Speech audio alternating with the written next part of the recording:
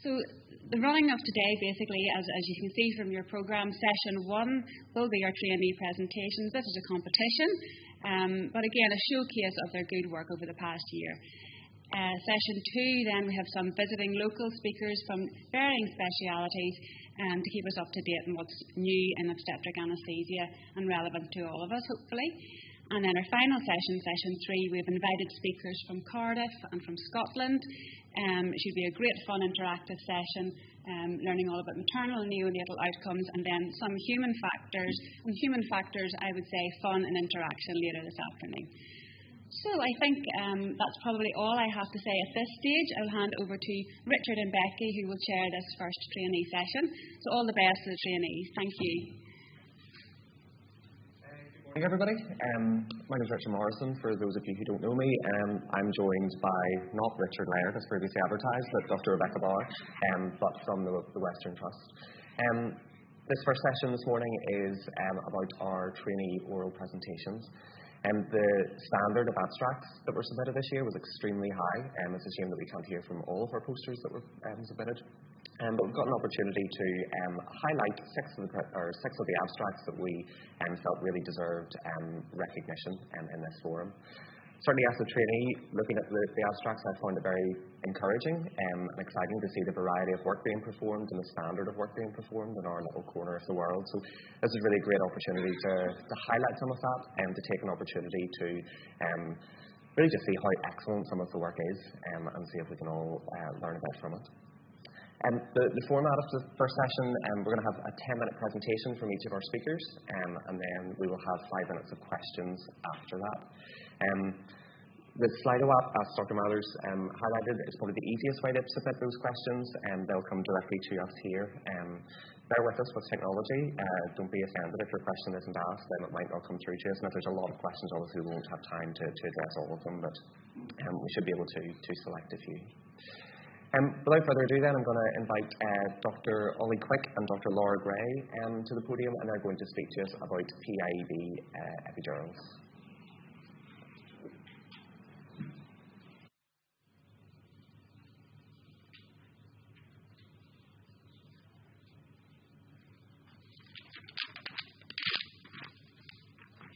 Morning, folks. Yes, so I'm Ollie, and you'll all know Laura. And thanks for having us. We're happy to present our introduction of the programmed intermittent epidural bolus regime to the Ulster Maternity Hospital last year. And so I'll talk briefly about the evidence base behind the change, followed by our method for implementing the change, while Laura will present the audit findings and summarise some of the lessons that we learned from the process. So during the autumn of 2021, after a discussion with Dr. Hughes and Dr. McClune about the appetite for the change, I embarked on presenting the evidence for PIEB to the obstetric anaesthetic group in their governance meeting. And the discussion coincided with the OAA educational release, citing a large systematic review and meta-analysis that had been pushed onto the BJA that year. And the key benefits with strong statistical significance were reduced breakthrough pain and improved pain scores within the first 4 hours post-initiation. And you can see quite nicely in that graphic star plot that the PIEB blue line maintained kind of consistency in pain scores whilst the continuous infusion, which is the orange line, you see a gradual deterioration in the pain scores, that farther from the centre showing a higher cumulative pain score within the group. And so the secondary benefits with moderately strong statistical support included reduced motor blockade, reduced duration of labour, and improved maternal satisfaction scores. So we agreed on a regime that had been supported by positive results in other regions, including an 8 ml per hour autobolus and a 6 ml per 20 minutes PCEA option for the labouring mother. And it included a programmed delay of 45 minutes from the moment where commencing the regime until the first autobolus, and limited the max administration volume to 20 ml per hour. Thankfully, our CAD solus epidural pumps that we had were capable of offering the PIB and were relatively easy to reprogram with the help of our pain team colleagues. And an epidural guideline was written to accompany the change in the policy, and the anaesthetic consultants were given time to consult the proposed regime and feedback on their thoughts.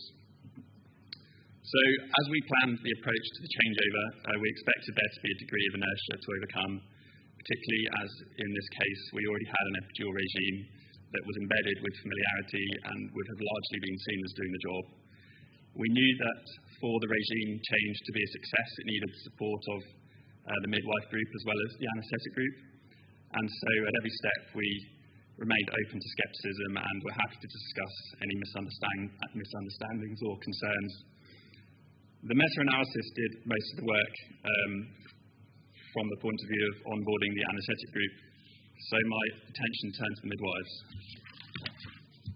We decided that any educational content would need to be direct, brief and shareable on WhatsApp, so I made an embarrassing 5-minute video with 3 main goals: to explain what PIB actually meant, particularly noting the need for the patient to engage in the use of the PCEA, a key difference since anecdotally this was seen as more of a rescue strategy than for preemptive use with a well-functioning epidural.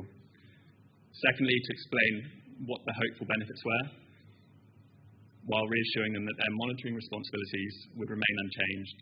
And finally, to ask them to power down the pump when there was a decision from the obstetric team to go to theatre. Finally, with updated documentation and paperwork, we issued an anaesthetic trainee group info sheet with a walkthrough for reprogramming the pump along with considerations for managing a theatre case when the labouring mother had received a recent autobolus. So, with that being said, over to Laura. Thank you. So now I'm going to focus on our audit. So it was undertaken from November 22 to March 23, and what we included was a review of our patient notes and obtained feedback questionnaires from patients, midwives and anaesthetists. We had a small sample size in total of 42 respondents, 26% from the anaesthetic group, 26 from the midwife group and 48 from the patients. On the screen there is just an example of some of the things that we're looking for, some of the questions we had, which I'll talk a little bit more detail about now. So straight in then to the colleague feedback from both midwives and anaesthetists. This was trying to compare their recollection of continuous epidural infusion and comparing it to our programmed intermittent bolus. So we were able to, from the respondents, demonstrate a greater than 90% belief that the programmed bolus was equal or greater effectiveness for pain in comparison to the continuous epidural infusion. In terms of the incidence of side effects, again, greater than 90% of both cohorts felt that it was reduced or similar. And then from the midwife feedback then, they felt that it was at least similar or a reduced need for additional anaesthetic top-ups, and that's definitely something that I've noted anecdotally, not getting bleeped as often as places have worked with continuous infusions to do additional top-ups. Further colleague feedback then, so we asked if people were satisfied with the current sort of timings and doses for both the PCEA and the programmed bolus elements. We had 100% satisfaction from the anaesthetic cohort and 82% satisfaction from the midwifery cohort. And the 18% that weren't satisfied sort of suggested any potential for an increase in the frequency of the PCEA bolus. Because of some of the key points that Ollie mentioned, we wanted to look at if we felt that our patients had a good understanding of the PCEA element. So 73% of our midwifery respondents felt that the patients didn't fully understand and sort of required additional education and explanations throughout their labour. And then the next thing we wanted to look at was what the management was once a decision for any theatre intervention had been made. So contrary to sort of the policy and the guidelines and the education, 73% of midwives were still allowing their patients to continue to use the epidural after the obstetric decision for theatre's been made, but until the anaesthetic review occurred. And then looking at what the anaesthetists were doing, so 64% of our respondents said that they would attempt to review when the most recent boluses were given and then make a clinical decision about whether they would alter any of their dosing for spinals or epidural top-ups, whereas 36% said that they were pretty much just using the same dosing they had been doing with the continuous epidural infusions. In summary, though, from both the midwives and anaesthetists, the free text comments were overwhelmingly positive and people seemed to be liking the regime.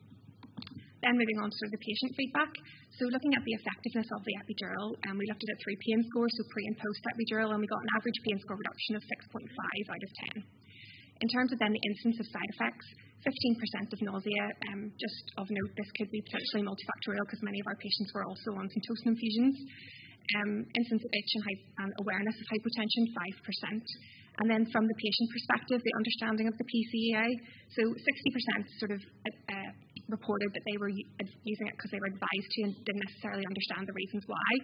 30% were using it for analgesia and understood the purpose, and 10% did not use at all. And then finally, looking at the patient notes. So in terms of sort of effectiveness in epidural, we tried to get an idea of the block height consistency. 90% of the epidurals audited got consistency throughout its use within 3 dermatomes. The incidence of nausea and itch was pretty similar to what was reported to the patients, 15 and 5%. Slightly higher incidence of hypotension documented by the midwives compared to what the patients were aware of. But we defined hypotension as greater than 20% deviation from the baseline. All these episodes of hypotension were very short-lived and happened shortly after sort of the bolus and the commencement of the regime. There was no incidence of any motor blockade in any of the audited charts, and then the incidence of instrumental delivery was 15%. These were all within the room, trials within the room, and according to the RCOG guidelines, the incidence of expected instrumental deliveries was 12.5 to 33%, depending on the parity of the women. And then the incidence of anaesthetic re-review was 10%. These were all for resiting of epidural. There was no documented requirement for any additional anaesthetic top-up. Then just to address sort of one of the big concerns, so prior to introduction, people had been wondering about how you would manage an epidural top-up or a spinal following a recent either pump given or patient-given bolus. As I said, the feedback from the anaesthetic staff was that the majority had been looking to see when the last boluses were, and then were making a clinical decision. Of note, during the auditing period, there was one GA section following a high spinal, but the anaesthetist that undertook the GA had noted when a bolus was given actually had altered their heavy Markian dose to counteract that.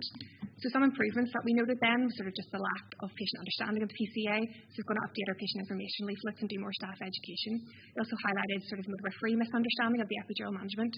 So we've already done some email education, and we're going to continue, and we're going to follow that up with some face-to-face. Thank you very much. Just some people to quickly thank Dr. McLean and Dr. Hughes for their support, the Ulster Pain team, and Sister Johnston and Labour Ward. Thank you very much.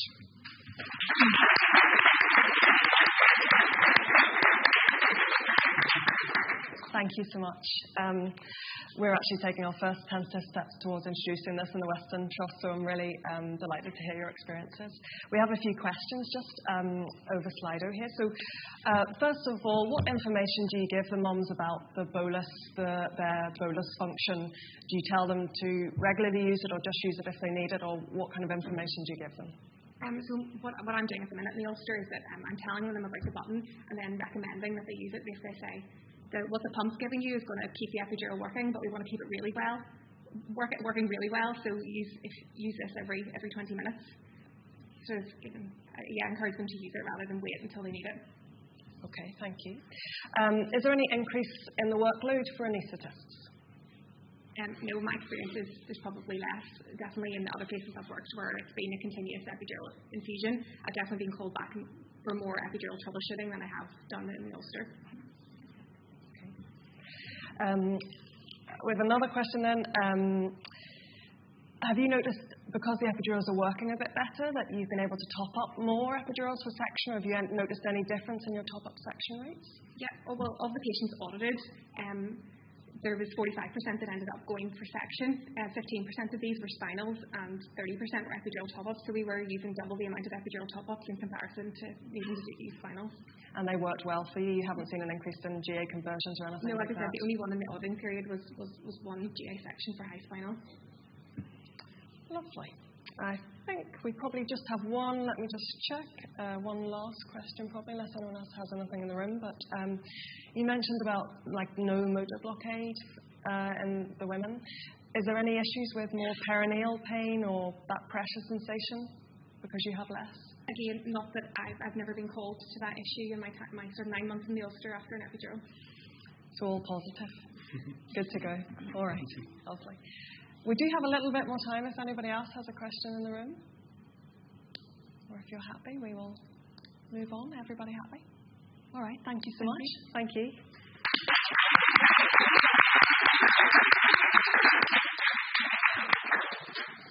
Okay, so next up we have Dr. Crawford and Dr. Gardner, who are presenting from Antrim, and they are talking to us today about the trigger list for obstetric anaesthesia.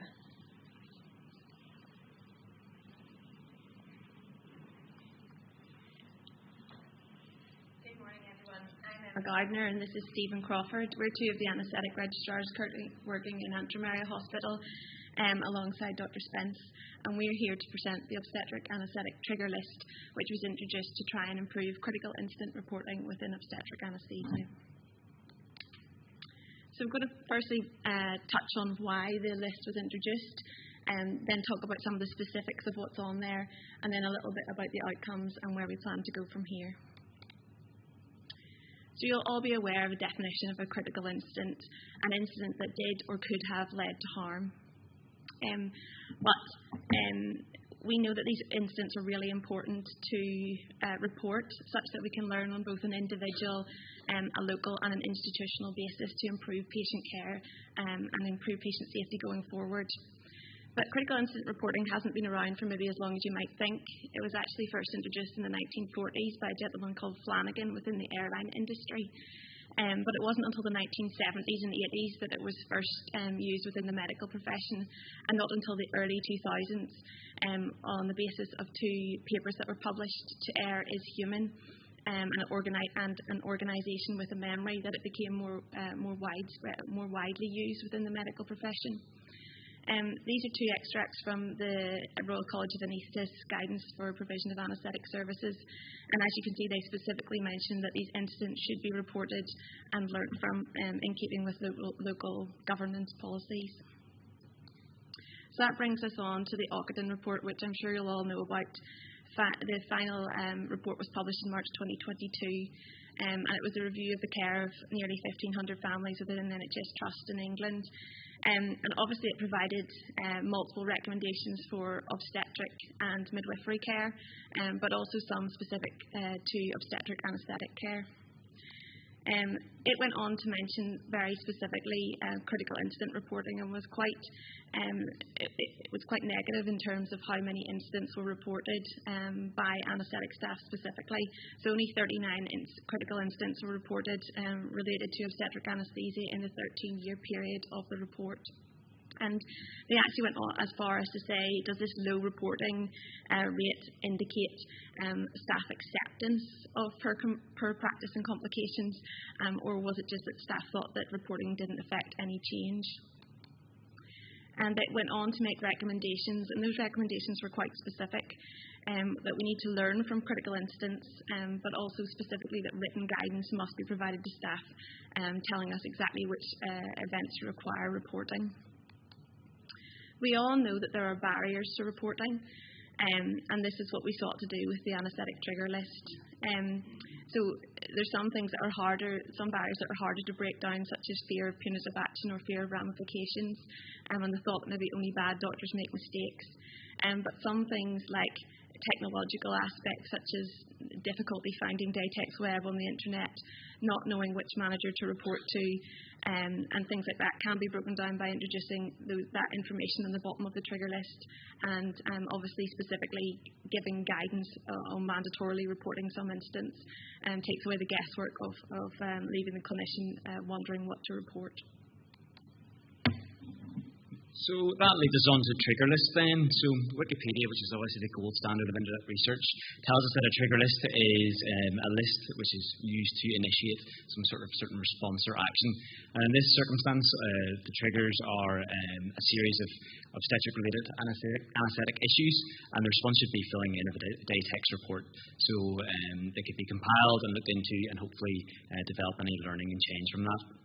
The aim is that by giving a list, it will hopefully alleviate some of those barriers to reporting, but make it more of a system approach rather than a personal individual responsibility. It will hopefully take away some of the stigma in terms of reporting, as well as obviously giving written guidance in terms of what things should be reported.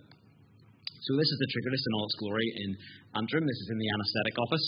And as you can see, it's very bare bones and to the point, which is what we were aiming for. Some of the items on the list are what you would kind of expect from obstetric anaesthesia.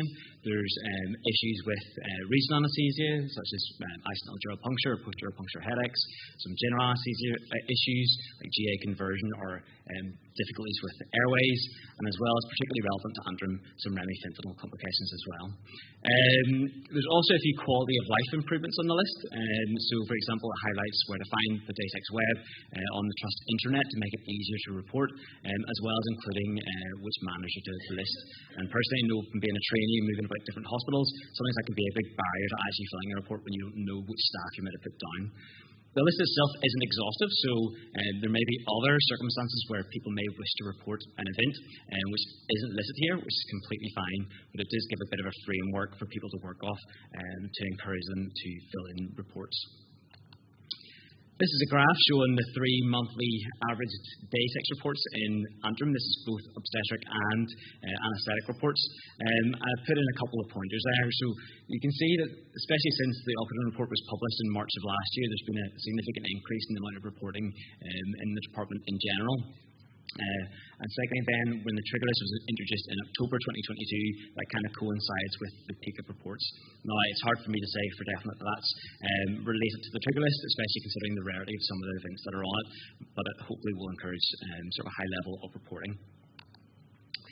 Following on from that then, we thought it was best to actually ask anaesthetists in the department what their views of the trigger list was. So we sent out a bit of a survey to consultants, especially doctors and trainees as well who are working in obstetrics.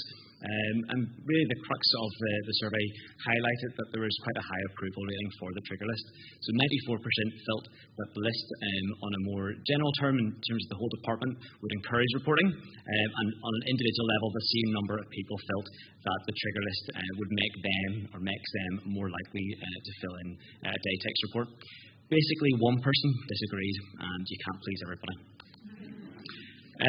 So in terms of considerations then for the trigger list, this image is meant to represent teaching your granny how to suck eggs according to Google Images, because basically it's a very common sense, straightforward approach.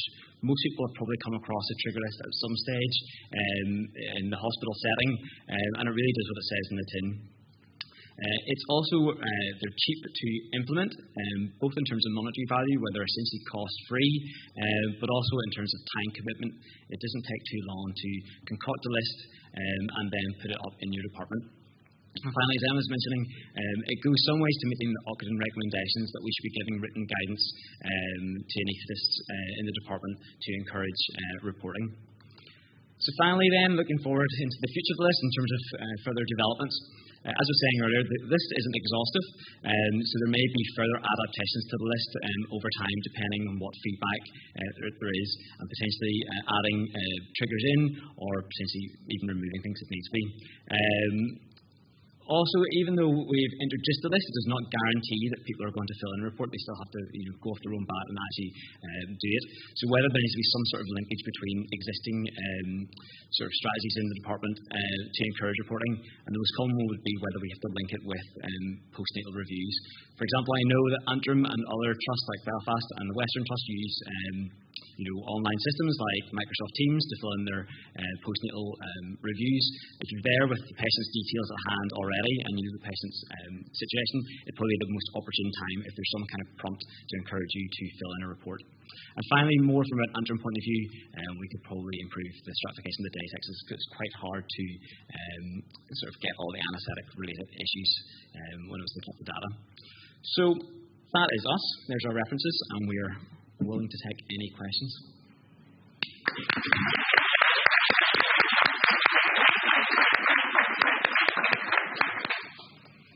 Thank you very much. That was a very interesting presentation. We have a couple of questions on Slido. Change is always different, especially change around incident reporting like this. We have one question asking, how did you manage to make the trigger list a positive tool to improve safety and not a compulsory task that has to be completed? How to make it a positive tool? I think you're adding a list. anaesthetists quite often like to be told what to do, in the sense of if you're looking up guidelines of things, people don't like ambiguity. And I think by making the list, it kind of gives a nice clear-cut guidance on what you should be doing, or when it's kind of a bit iffy and nondescript, people don't like that. I think it's also in terms you have to change the culture of a department, and by adding the list in, hopefully over time it will become the norm to report. But I know you said it can take time for that kind of to take place. There's a couple of questions involving our midwifery colleagues. The first was, are the midwives on the unit aware of this trigger list, and do they receive specific training in terms of how to report events? Not currently. I think the reporting in Antrim, particularly from the midwives, is pretty high, I would say. They're quite in tune with reporting. The list initially is so far a bit more specific to the anaesthetist. There's obviously scope if the midwives were keen. I'm not too sure what their circumstances are, whether they have a pre-existing trigger list that they work off, but essentially you could develop one for them. But the minute is a bit more anaesthetic specific for us, but it could be expanded. And I suppose the whole thing about Ockenden was that it's specific obstetric anaesthetic. It was specifically critical of the obstetric anaesthetist for not reporting within our own. This is our own specialty, so not reporting incidents within our own specialty. So this is kind of to improve, initially anyway, to improve obstetric anaesthetic reporting within the department. That leads on to a second question then, about reporting and reviewing. Is there a forum that all these day texts are reviewed within the department, so that any problems can be identified or changes implemented? And is there any scope to maybe involve midwives who are involved in risk management in that kind of process as well? So day texts are obviously reviewed at the monthly, M&M meetings anyway, and quite often you can get feedback to the anaesthetic staff from that way. There probably could be better coordination with linking in with the midwives in terms of disseminating all that information amongst both anaesthetic, obstetric and midwifery staff, and that's probably something you should look into in the future. But the minute is kind of mainly just focused on our kind of own M&M meetings. One last question. Have you had any sort of incidences or examples of positive changes that have been made since introducing this? We do know from our survey that we obviously only had quite a small number in our survey. The total number of people surveyed was 16, and 4 out of those 16 people had reported a critical incident since the introduction of the trigger list. So it's hard to tell. Obviously, these incidents only occur very infrequently, so I don't think it's been introduced for long enough to know whether we've had an overall positive correlation with increasing the number of incidents reported, but certainly there's positive feedback from 94% of people saying that they were more likely to report an incident. That's brilliant. Thank you very much. Cheers. Thank you.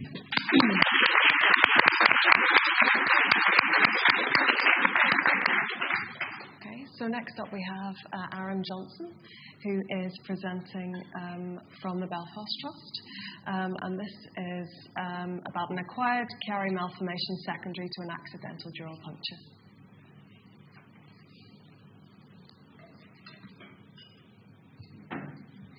Thank you very much for allowing me to present here today. My name is Aaron. I'm one of the ST4 trainees currently working in Royal Maternity. This is a case report by myself, Dr. Cooper, Dr. Malloy and Dr. James on acquired Chiari syndrome secondary to an accidental dural puncture. I am aware that this is not a neurosurgical conference, so I'll briefly go over what Chiari malformations are. They're largely considered congenital in origin, broad spectrum of disease and severity. There are 4 types with increasing severity through each category, and they're defined as a group of complex brain abnormalities affect the area between the brainstem and the spinal cords. Type 1 is the most common, with a prevalence of about 1 in 1,000. The majority of these patients are living asymptomatic, and this is diagnosed on brain imaging for another reason. Acquired Chiari syndrome is a condition that's rarely discussed in the online literature. However, some case reports have been documented, but usually in the non-obstetric population, usually after some sort of neuro or spinal surgery. So we present our patient. She's a 32-year-old Paris lady, moved into the delivery suite requesting an epidural for analgesia. She's in quite a lot of distress, and the epidural initially proved difficult to site.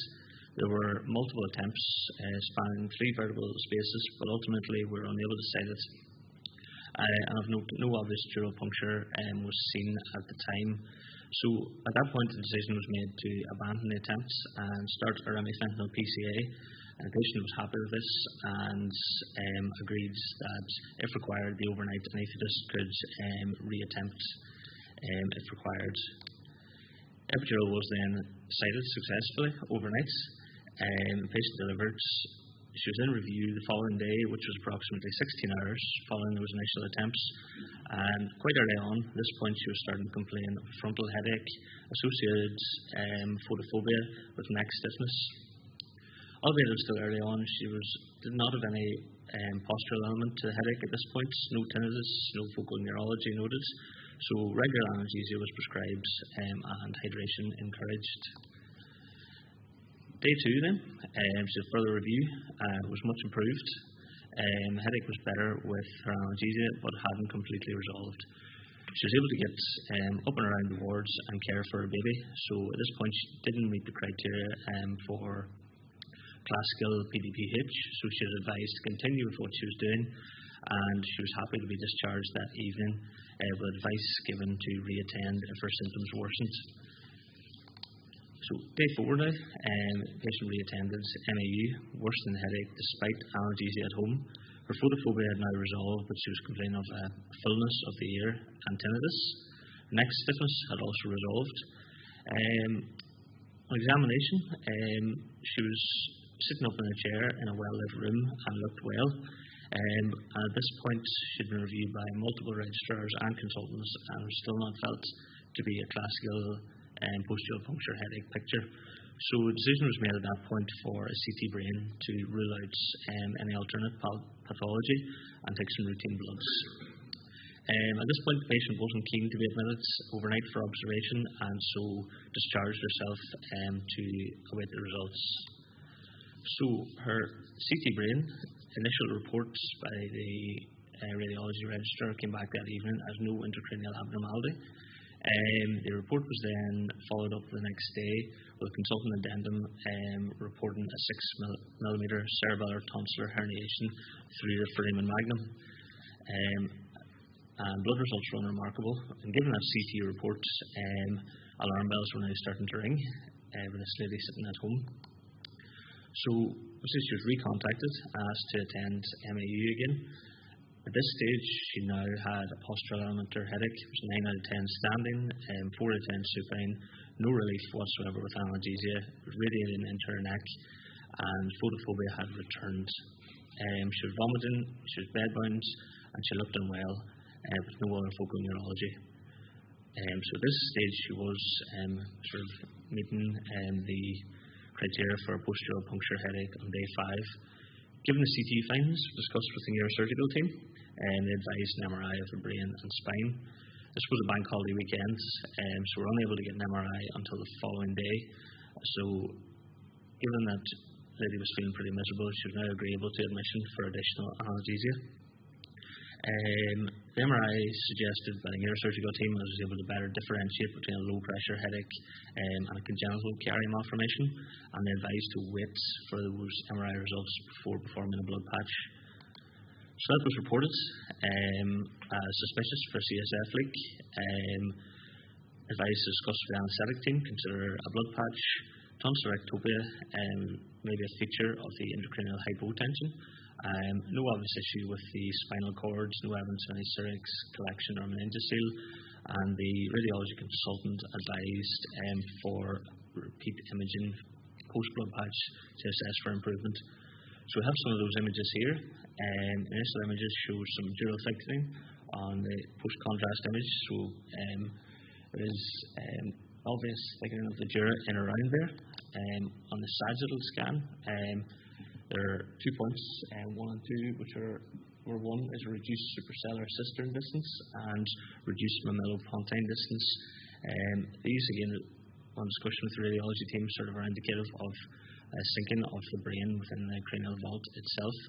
There's an engorgement of the pituitary there, and if you're looking around the foramen magnum, it's crowded, and you can see that there is some evidence of tonsillar herniation there.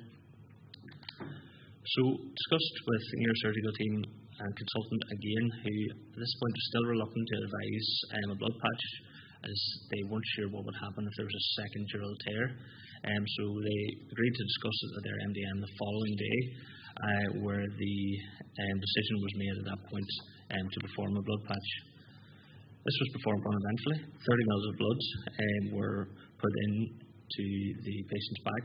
She didn't experience any back pain at this point and didn't have that classical relief of her headache during that. She was laid flat for 4 hours post-procedure, and it was reviewed by a consultant that evening. Found their headache was slightly improved, but still mildly symptomatic. So she then went for her repeat MRI. At this stage, she was now completely asymptomatic. There's improvements overall in the appearances of her suprastellar distance and mammato-pontine distance, reduction in endural enhancement, and no longer any cerebellar tonsillar ectopia. The next slide I have are 2 images side by side together to show the differences in them. So there's quite marked, I suppose, the differences that can be seen with the dural enhancements there. Maybe not quite as obvious to be seen, but able to be measured more easily are the 2 distances pointed out. The suprastellar and mammato-pontine have improved, and there is less crowding around the foramen magnum, and an overall improvement of the tonsillar herniation. So thankfully, the patient made a good improvement, was discharged the following day after a blood patch, and with telephone consultations at home, she's made a continuous improvement, and she'll continue to be followed up in the obstetric anaesthetic clinic in 6 weeks' time. Those are my references, which, sorry to say, were a lot of neurosurgical caseloads, and special thanks to Dr. Sean O'Reilly, one of our neuroradiologists who provided the MRI images with annotations.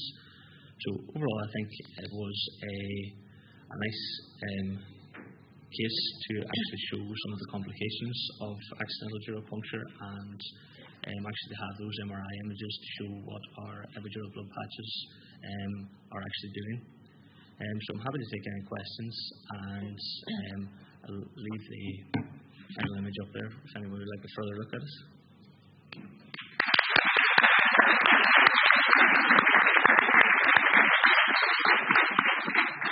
Thanks so much, Aaron. We have a few questions coming through here. I'm just going to ask you, what about future pregnancies for this lady then? Is that her cured? Can she go on to have an epidural in the future, or does she need further imaging if she was to get pregnant again?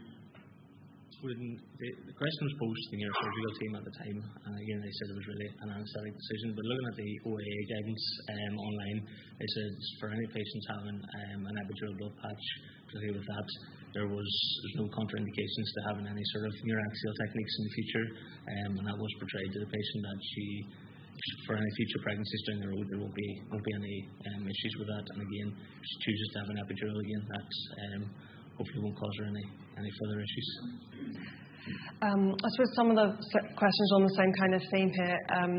I suppose they're getting around is it possible that actually this is more common than we think because we don't image all of our post-dural puncture or our accidental dural punctures?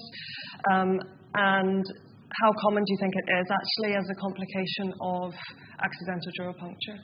I imagine it is a lot more common than we think, given that the majority of epidural blood patches are done on a clinical diagnosis of that rather than imaging all these ladies, which is quite labour intensive and expensive.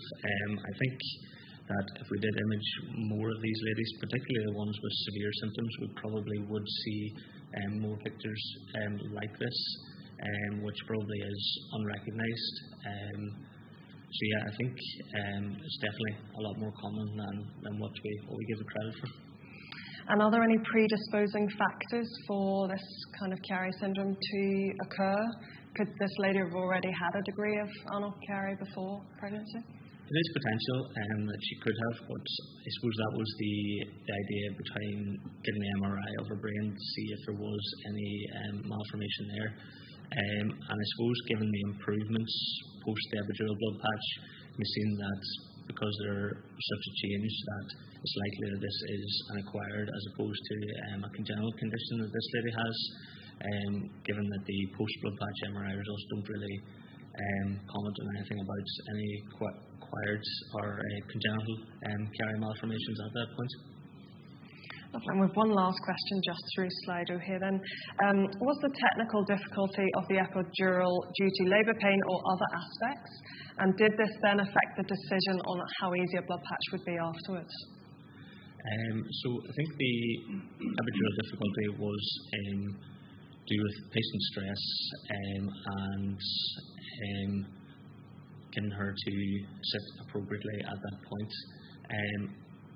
Obviously there was no recognised dural puncture at that point, which was documented in the notes. I think the decision around the blood patch was more based on the fact that her symptoms weren't classical at the time. She wasn't presenting with those symptoms that we normally see with somebody with a post-dural puncture headache. And I think that's obviously why we had to go down the imaging route, which led us to various other discussions before we decided to go ahead with epidural blood patch.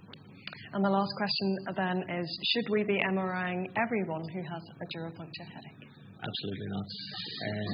I think that would cause a mass increase in labour loads, cost, and I feel that the neurosurgeons would not be our friends after all those discussions. So still CT first line, and if there's abnormalities, think about an MRI. Okay. Thank you so much, Aaron. Thank you very much.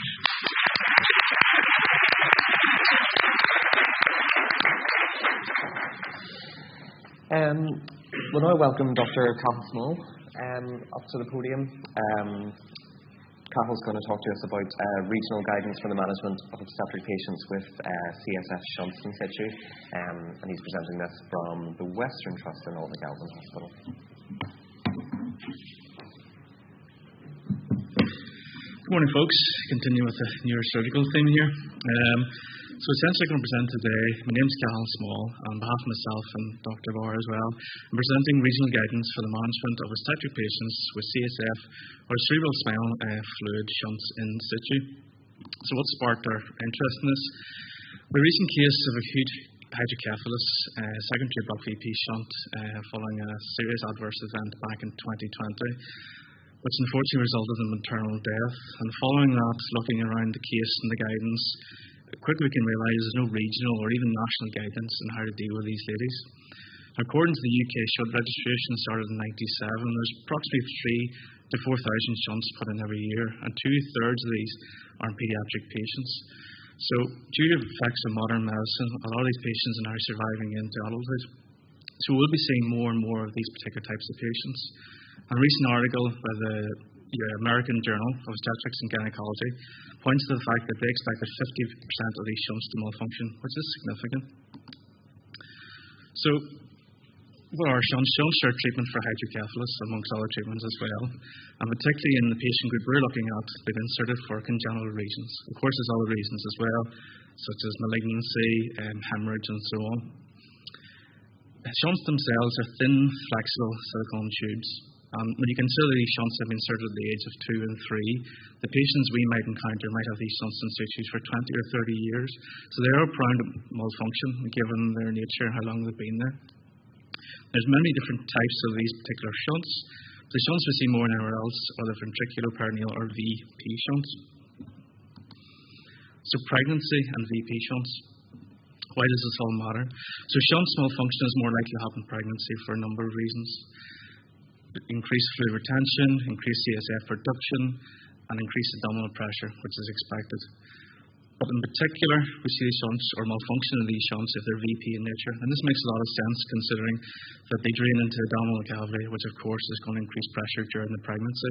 And one of the key points is here, these risk factors increase throughout pregnancy, especially towards the end.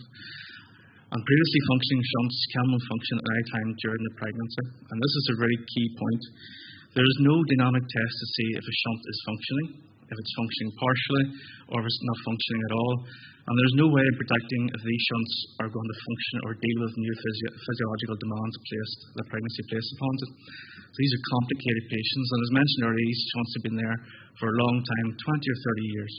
They require complex and thorough MDD input from obstetricians, anaesthetics, and neurosurgeons again.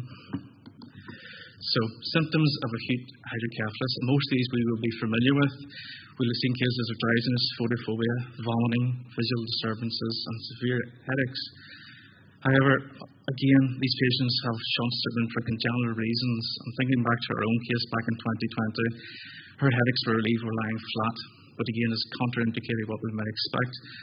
So really, we have to be very vigilant for any type of acute headache, regardless. And when you further add in symptoms of chronic hydrocephalus, such as fatigue, visual problems, general malaise, and behavioural changes, a lot of these things we're going to see from normal pregnancy as well. So it becomes very complicated and difficult to separate the two.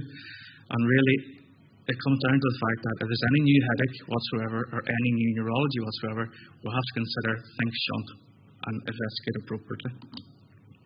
So development of the guideline. This took over spaces of 18 months to 2 years. So we reflected our own practice first, looked at anaesthetists to see what we really want from a certain pathway. We then reflected on the neurosurgical input from the colleagues up in Belfast, combined with the serious adverse event expert opinion from Max Fax in London. And they make pains to mention as well, these headaches are particularly atypical in congenital groups as well. We then developed a pathway based on the experts' opinions and then presented that to the neurosurgical MDT. It was then presented to the maternity collaborative and then to NIOAN as well. So with 3 big inputs making a very robust pathway. It's currently running through governance in the Western Health and Care Trust, and our belief is this will be adopted then regionally over the next 6 months to next year. So when dialing the pathway, there's several big key points that we want to really highlight. So it needs to be consultant-led antenatal care and referral to high-risk anaesthetic clinic really from the off. Evidence of raised intracranial head pressure must be sought at every review. As we've covered, this can be very atypical in nature or just a bit strange or weird in fact. And never assume a shunt is non-functional. In particular, our case, she was reviewed at age 20. Her shunt was in when she was 2 and was described as non-functioning in nature. Again, that probably contributed to her care. Vaginal delivery for uncomplicated patients is acceptable, provided there's time limit at second stage, but operative delivery is required for those with symptoms of obstructive hydrocephalus, rapid deterioration from shunt malfunction or other aesthetic reason. That will make sense. This is just an overview of the pathway. Generally speaking, green means things are going reasonably well, going okay. Intervention is suitable. Blue sort of need more thinking is required, and red means there's a definitive intervention that needs to happen. So it takes some time just going through this. So the top line, and really hammer home a few key points. So the patient's been booked on to a consultant-led clinic from the off, and referrals made to the high anaesthetic clinic. And again, really hammering the steps, is there any evidence of persistent headache or any other features of raised intracranial pressure which we've covered.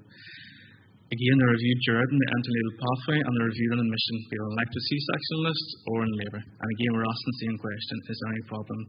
And bearing in mind the headaches can start at any stage during the pregnancy and previous normal examinations are not comforting whatsoever. In these patients, there's no evidence of any complications, then regional and general anaesthetic is acceptable. However, if they're reviewed during their antenatal care and was found they have some symptoms of raised intracranial pressure, are you concerned? Then it's a question of time. Is the patient in established labour or receiving emergency care which prevents them getting imagery done? If they are in labour, for example, then they proceed to operative intervention, and that's done with general anaesthetic. Regional anaesthetic is contraindicated. And note at this stage that we do a CT or an MRI brain after delivery. However, during the care, if there's a bit more time available, maybe they've been seen in a good clinic or the early stages of pregnancy, then the advice is to proceed then with imagery. Now, the thing to mention here, the gold standard is MRI brain first. But 2 things contravene that. 1, it mightn't be available, or 2, the VP shunt might necessarily be compatible with MRI as well. There's a couple of things to think of. If you do your investigation, ophthalmology review for evidence of raised intracranial pressure, neurosurgeons are quite keen for that because it gives a dynamic sort of evaluation. If there's no evidence, then it's a further discussion with neurosurgeons again, and maybe cast the diagnostic net a little bit wider, just to see is there anything else going on. If there is evidence, then there's a question of time again. So, do you have time to proceed or transfer to a tertiary centre, or do you have to proceed with upper delivery in the current setting that they're in? Again, in both instances, regional anaesthesia is contraindicated. So, in dealing with this, we're dealing with a very select targeted group of patients, and patients who really wanted to reach out to. And I thought the best way to do this was go through a charity called Shine. They're nationwide, and they do a lot of spinal lift and hydrocephalus and so on, and they work with patients with shunts all the time, and they're very proactive at getting information across. So, working with them, we're to develop an alert card. So, patients working with Shine already have these alert cards already, so it's just a modification of what they know, what they're familiar with. They fill out the cards themselves with the help of a GP if necessary, or if they're still under neurosurgical review, they can help with the card as well. And there's a number of important details, such as the nature of the shunt, where the shunt was formed, their own personal details, allergies, a lot of things you would need if this patient arrives to you, perhaps GCS is 7 and you're wondering what's going on. This will be very useful. And again, folds up in the size of a credit card as well. So all very good. When I was reviewing everything, I noticed a discussion with two mothers. Both had VP shunts actually and delivered normally. And one had mentioned I shouldn't be able to spell hydrocephalus. None of us should, yet we're all here. And I thought it was good to point out these patients through advances in medical care we will see more and more of, and we have to be prepared to deal with them and give them the care they deserve. And any questions? And thanks very much for everybody that's helped out through it. Thank you.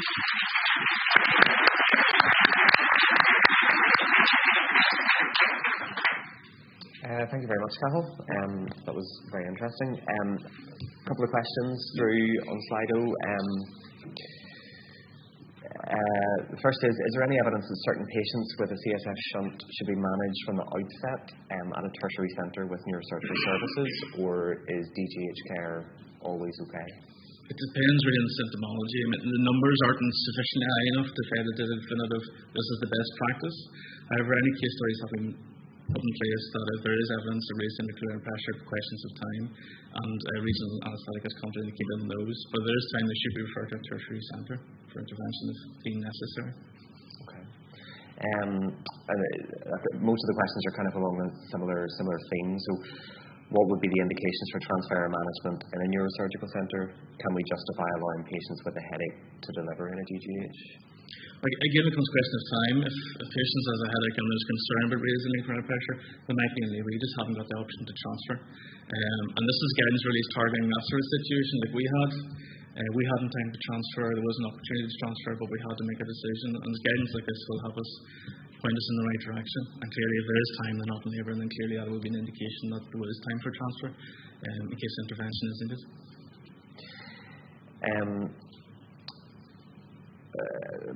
Somebody has asked, is there a simple clinical bedside test to know shunt function? Yeah, well, I mentioned through it as well. There's actually not, and that's part of the frustration. There is not one test, and I've run past this in neurosurgeons a few times. There's no test to say this is how you assess shunt function. It doesn't exist at the minute. I think in the pipeline there's some contrast tests and things on the pipeline, but nothing definitive yet that we can get a hold of to say is it shunt functioning, is it not, or how well it is functioning. So we haven't got that yet, unfortunately. And does pregnancy increase the chance of shunt malfunction? You talked about the Shine card, but it says I am pregnant. This is my shunt. Does the actual event of being pregnant increase the chance of problems with the shunt? Yeah. So according to the American Journal of Obstetrics and Gynecology, they estimate the increased risk of about 50%, and that's backed up pretty significantly by recent literature, dating back to, I think, 98 originally, and 2000 as well. And they've quoted similar rates of malfunction in pregnant ladies, up to 75% in some trials, but generally speaking, 50%. And then one last comment just about, you said about headache being an important feature. Obviously, it can be quite difficult to differentiate, for example, a post-dural puncture headache after maybe an unrecognised accidental dural puncture. Is there scope in your guideline for talking about when or what imaging or investigations people with a headache should have, or even performing an epidural blood patch on these patients? Again, this is where early sort of discussion with neurosurgeons really comes into its own, because these are extremely complicated. As mentioned previously, shunts have been there 20 years, and sometimes you don't know where you are with them, and then you need a new presentation of headache. So if there's any concerns, then you would discuss with your surgeons as well, but ultimately these patients need imaged to have a proper assessment of what's going on. It's just timed out correctly. And there isn't time then we've got a guidance now that tells us what to do, and there is time then we can go ahead and get them entry and investigations we need done. But they are tricky. Sometimes there's no clear yes or no as an MDT discussion. That's brilliant. That's very important. Thank you very much.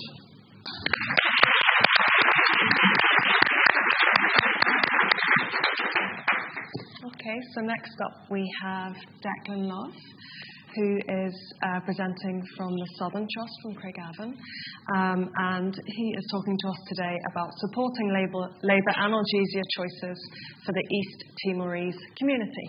Thanks, Declan. Thank you very much. Good morning, everyone. My name is Declan Love. So this is a project that I ran with Dr. Alison Blair in the Southern Trust in Craigavon last year. And our title is Supporting Labour Analgesia Choices for the East Timorese Community. And it's a simple translation of routine information for use on an urgent basis.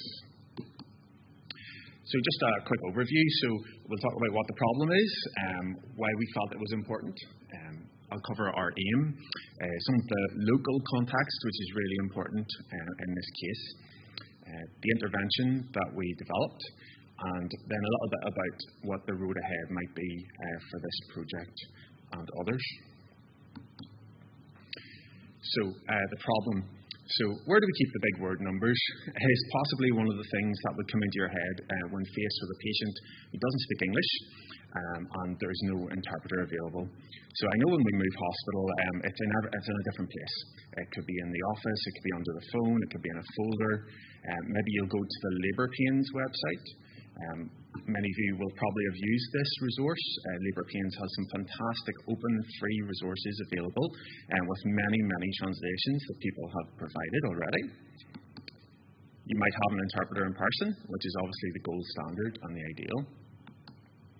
As I mentioned, you might use Big Word, or maybe even Google Translate now, and especially if you're in the emergency department, for example, it can be a very useful resource. And I've had patients bring it up themselves as well, and it has this audio function where it will actually play back what they're trying to say as well. So quite often at handover in the morning, we'll sit down as trainees and say, last night I had a problem with. And some of the best projects I think come out of this. So I'm going to take you on a little bit of a journey. So imagine a patient presents to the delivery suite in active labour, speaks almost no English and needs an interpreter. It turns out she's from this country called Timor-Leste, or East Timor, and she requires a TETM translation. So thankfully in this case, an interpreter is en route, but it occurred to me in the possibility that this patient showed up maybe unbooked in an emergency, we'd be in quite a difficult situation. And that is because there is no written information on the Labour Pains website for TETM or TETM, and you'll have difficulty finding any if you do a general Google search. Google Translate, it hasn't caught up with TETM yet, and there's actually no Big Word tele-interpreter service in the UK for Big Word, so we're a bit stuck. So a little bit of geography. I come from Fermanagh. Any other Fermanagh natives may know that East Timor is near Upper Loch Earn. But if you look at the global map, you can see in Australasia there, East Timor, and the other half of the island is West Timor, or Timor Barak, and it's just off the Indonesian archipelago. And that's their national flag there. So the ethnicity in East Timor, Timor-Leste, is really complex, with a lot of variation across the region and even between the generations in East Timor. It was a former Portuguese colony, and a lot of their population had moved to Portugal, and then for various reasons, a lot of them have ended up in the Southern Trust catchment area, which we'll talk about in a little while. But although Portuguese and TETM are official languages, many of the expatriate population here in Northern Ireland don't speak Portuguese. That would have been more convenient, obviously, for translation. And even if they speak TETM, they may speak variations of the same. And the government in East Timor use an official version of TETM called TETM Dili as a joint language that many people who speak smaller ethnic languages will understand within the region. So I've said there's up to 15, there might be more variations of TETM that are spoken in East Timor, and a different version in West Timor as well.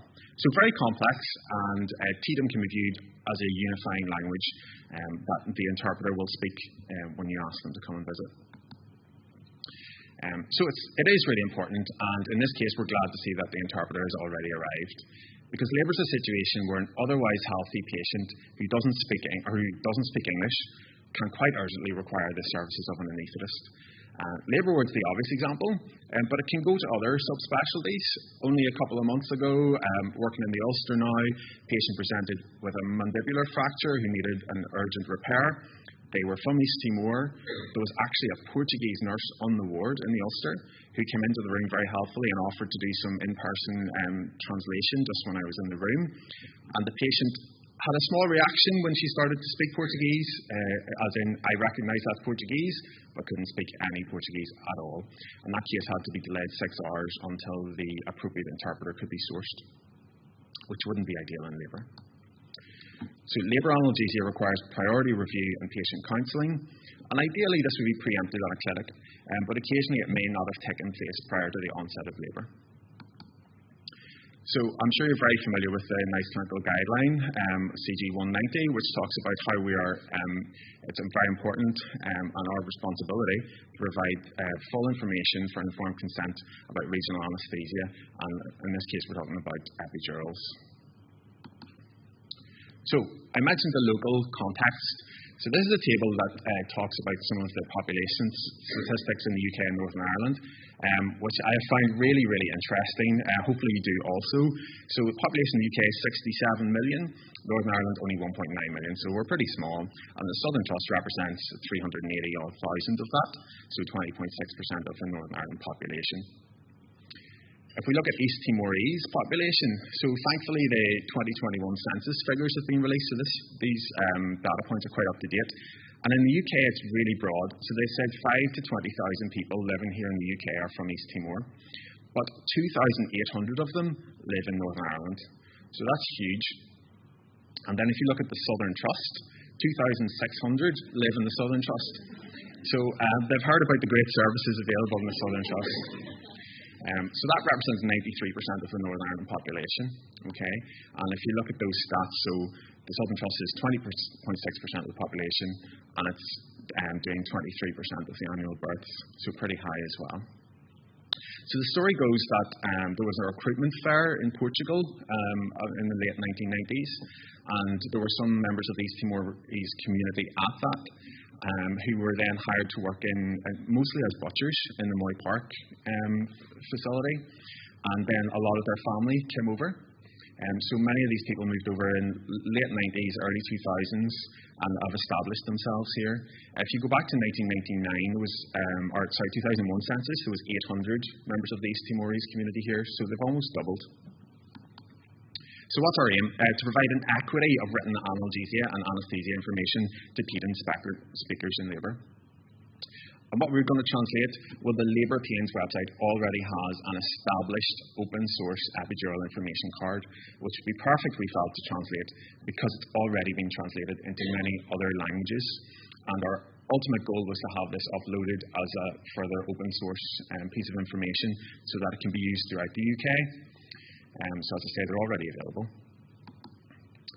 So, Southern Trust have 3 external sources for document translation. You have to go through a tendering process. It depends on the type of literature you're getting translated. It depends how many words, and it depends on the typeface. So it averages between 1 and 5p per word. And we were quoted £150 to translate the information, which is pretty cheap in the healthcare setting.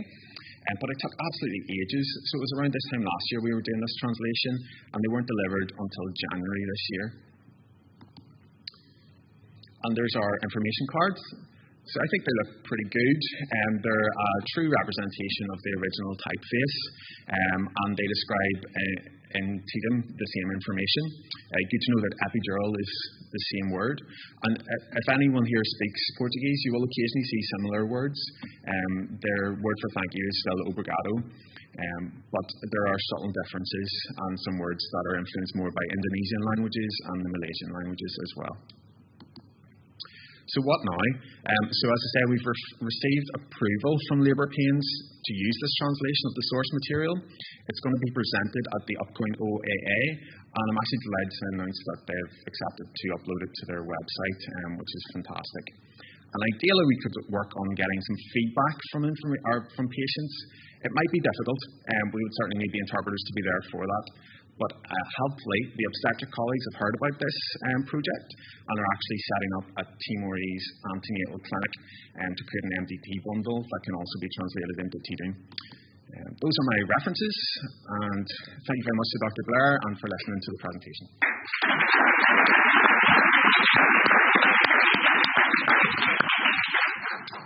Thank you so much, Declan. When do you give out the antenatal or the information cards? Is it antenatally or when they come in labour? So at the moment, prior to the antenatal clinic being set up, there was a pile that Dr. Blair received and kindly sent some in the internal mail to the Ulster as well. So it was just sort of ad hoc, opportunistic. Oh, you're a teaching speaker, here's the card. But now with the advent of this clinic, the hope is that a lot of the obstetric information, the midwifery information, and also the anaesthetic information can all be in a bundle that can be given to the patient antenatally. Because that would be ideal, so that we can make plans for ahead and people have time to read it just like everyone else does. And that it's about providing a small level of equity. It's obviously not the full journey, but it is a step forward. And would that include the section information sheet? Yes. So we also have requested translation of the caesarean section information. We've decided to use the regional information that NIOAN produced a few years ago for caesarean section. We think that's a more concise and informal document. So the hope would be that the OAA would then accept it for upload as well. Okay, I have a question here through Slido then. Has the introduction of the information card affected the uptake of epidural rates in this patient group? So I don't know, and anecdotally we would say that this population actually have a lower uptake of epidural. As I said, we haven't had a chance really to go back and look at statistics, and that would be one thing that would be really interesting to look at in fairness. But I think the caesarean section information card will actually be more applicable to the group. It's just the epidural one was a good starting point. And does this work for all Tatum speakers with the different dialects? No, so that's the Tatum and this Tatum Daily language is seen as a unifying, almost like a Rosetta Stone, if you like, for all the other ethnic languages. So they may not understand every little detail on it, which is why the in-person interpreter is invaluable. But again, it's a step towards something and better than the nothing that we had before. Lovely. That's everything. Thank you. Thank you so much, Declan. Thanks.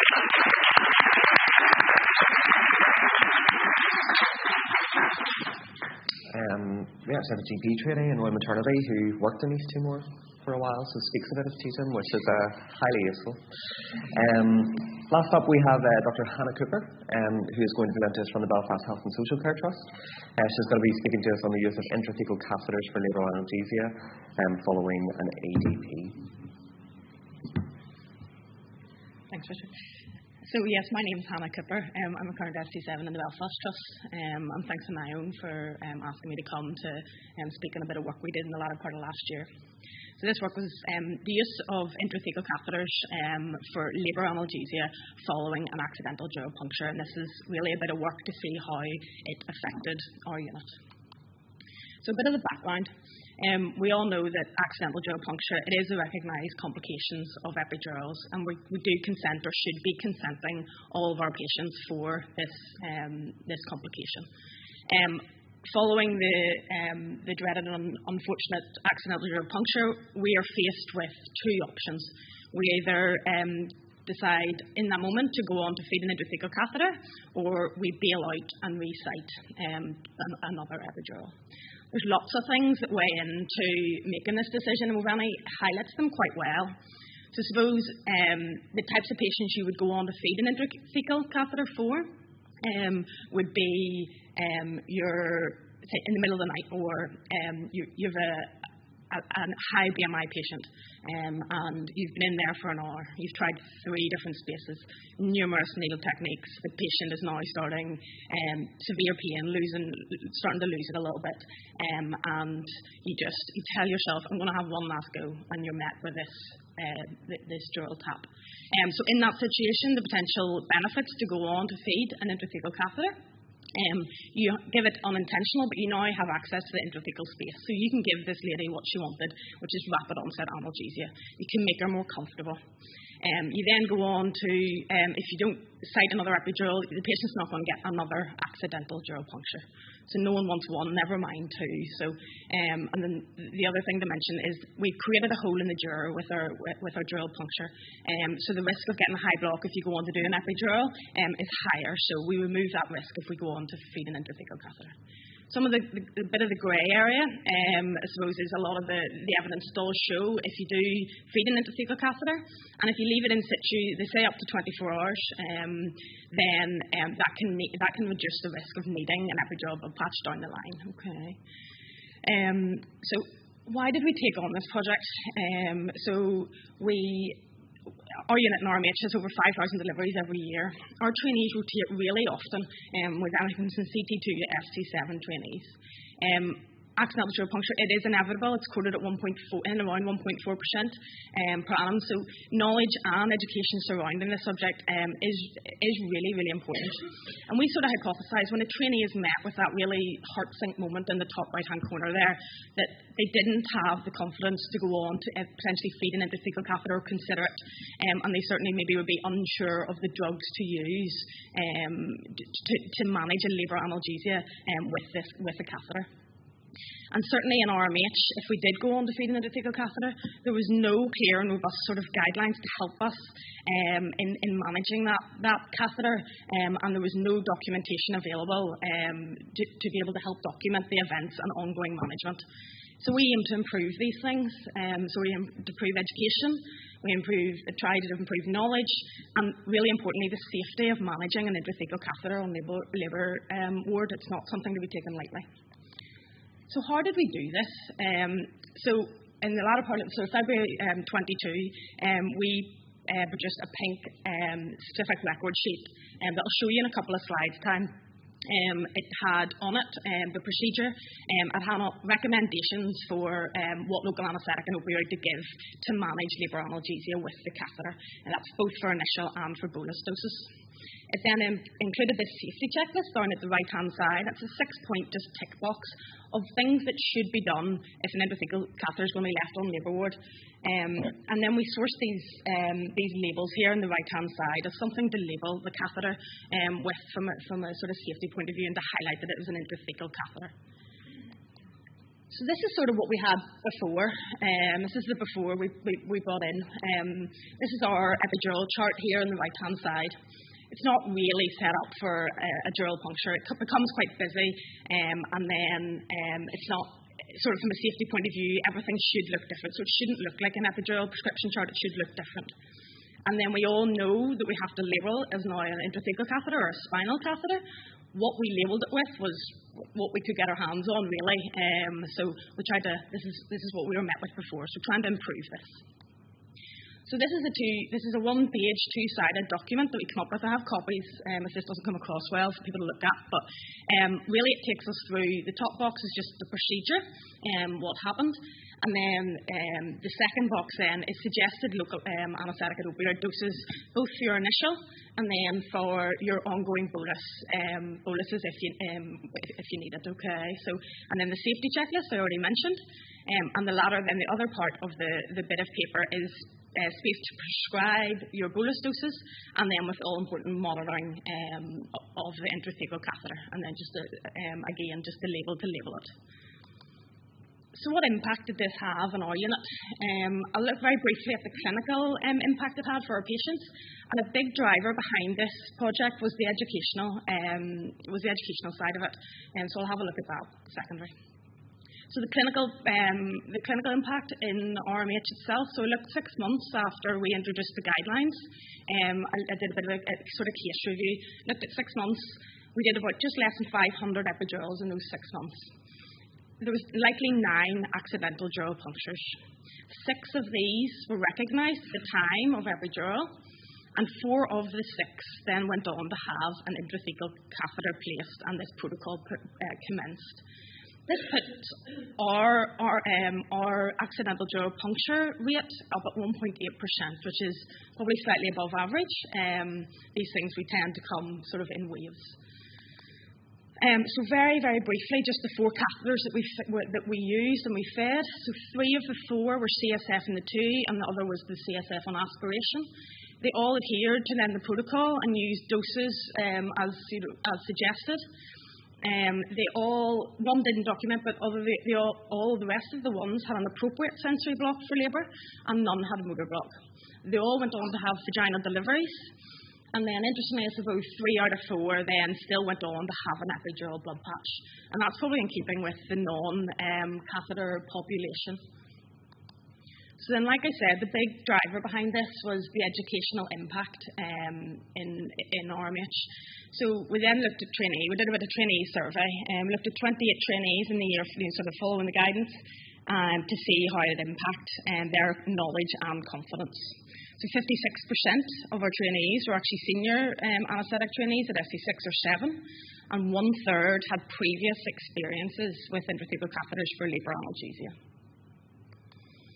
So we asked them 2 questions. So before the guideline, would you have been confident in passing an intrathecal catheter and managing labour analgesia with it if you were met with this accidental dural puncture? 83% said they wouldn't be confident in using an intrathecal catheter for labour analgesia in that scenario. Then we asked them, would you be confident, if the intrathecal catheter was there, would you be confident in knowing the dose of local anaesthetic or opioid to place into it to manage labour analgesia? 88% said they wouldn't be. So that's the trainee survey. So in comes then a bit of work around what we've brought in. So in comes our guideline and our document for them to refer to. It's part of our induction unit in RMH now, and they're all given it before coming. It's integrated into local teaching and site-wide obstetric teaching, so they all get access to this, and it's well available on labour ward. So then after the guideline, we revisit the same questions. So would you now be confident in passing an intrathecal catheter managing labour analgesia with it? And then 94% now said they would. And then asked them again, would be confident now that we've given them the document, would they know the local anaesthetic and opioid dose? And then 100% said they would. So that's just a summary graph of where we brought them from and where we brought them to. So they less than 20% for both confidence in placing and managing an intrathecal catheter or knowing the drugs, to up near 100% for both. So the last question then we asked is just for them to rate the safety checklist, and they all rated it excellent and one said very good. So a bit of the free comments just to give you an idea. So they said it was really good to have something to focus your thoughts on in a stressful situation. They found the standardising practice really beneficial, and some unfortunate person here at the bottom had to use it twice in a 3-month block. So in summary, accidental dural puncture, it is inevitable, and we highlight that knowledge and confidence amongst trainees was really poor, but we were able to significantly improve it following the introduction of our guidelines. It's unsatisfactory for labouring patients with ongoing pain, and many decisions will influence whether or not you feed an intrathecal catheter or resite. But having a clear, familiar plan for intrathecal catheter, it's essential for effective management while also ensuring safety on labour ward. The number of catheters we're putting in is really small, so it's really hard to get to see what clinical benefit these patients are having from them. But what we would say is that if you are going to retempt an epidural, that's fine, but potentially give 1 bolus dose down the intrathecal catheter, make the patient more comfortable, more compliant, better position, to minimise the risk of that for further dural puncture. Going forward, we have introduced this guidelines regionally. We've disseminated it regionally for more trust feedback, and we'll continue to audit our intrathecal catheters to draw our own conclusions about the clinical benefit of them, and we'll continue our education drive surrounding intrathecal catheters. Thank you.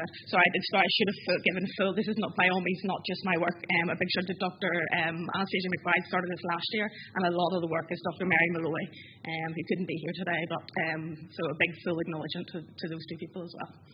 Any questions?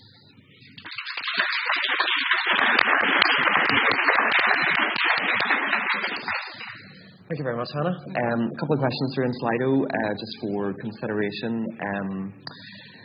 Somebody's asked about integrating post-procedure follow-up into the documentation in terms of patient review on the ward, the incidence of PDPH, and if it necessitates an epidural blood patch, if that was a consideration when putting the document together. Yeah, no, absolutely. I mean, these documents obviously go into our patient's notes, so we do need that. We do need to follow them up. So, what do you mean? Put a follow-up plan. We routinely in the unit we use Teams and we follow up all our patients anyway. And we would put a note that they have an intrathecal catheter. And I suppose what you're asking is, could we put another document to document their follow-up rather than just writing in the notes? Certainly it's something we definitely could consider. Normally we have follow-up stickers that we can either you can adapt those or you could just free text in the notes. We've also had somebody kind of inquire about giving advice as to how long to leave the intrathecal catheter in situ after delivery, and if it is left in where care is delivered for that lady.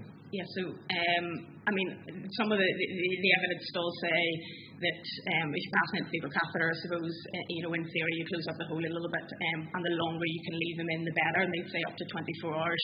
Logistically, from a safety point of view, sometimes that's not possible, and certainly you wouldn't want your patient going to the ward with an intrathecal catheter. So what I would say is you can keep them on labour ward as long as possible, and unlike an epidural, just make sure the midwives know not to just whip out. They won't be whipping out the catheter anyway, but we potentially would like to keep the catheter in as long as possible while they're on labour ward, but certainly would be taking the catheter out before they go to the ward. A few questions about converting to caesarean section, in terms of potential doses or even what to do if potential top-up of this intrathecal catheter fails for caesarean section, the management of a situation like that. Yeah, so that was some of the sort of feedback we got from the other trusts about could we add that in, potentially recommended doses for conversion to need to go to theatre.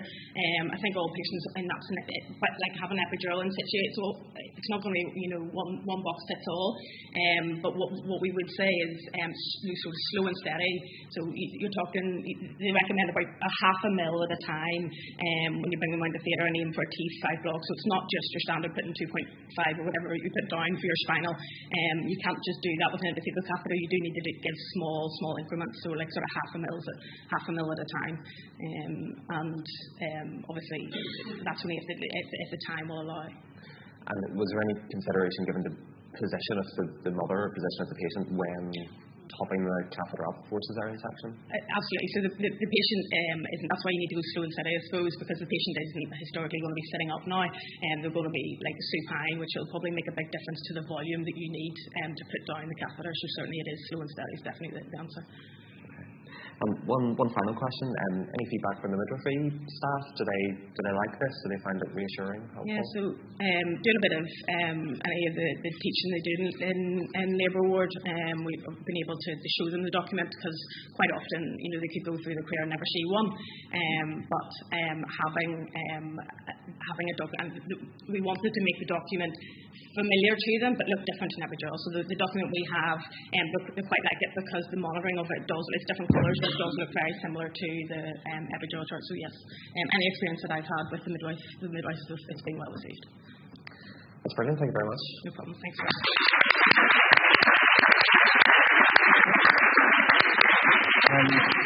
That's the end of our first session and the end of our training presentations. I think one last round of applause for all our presenters would be appreciated.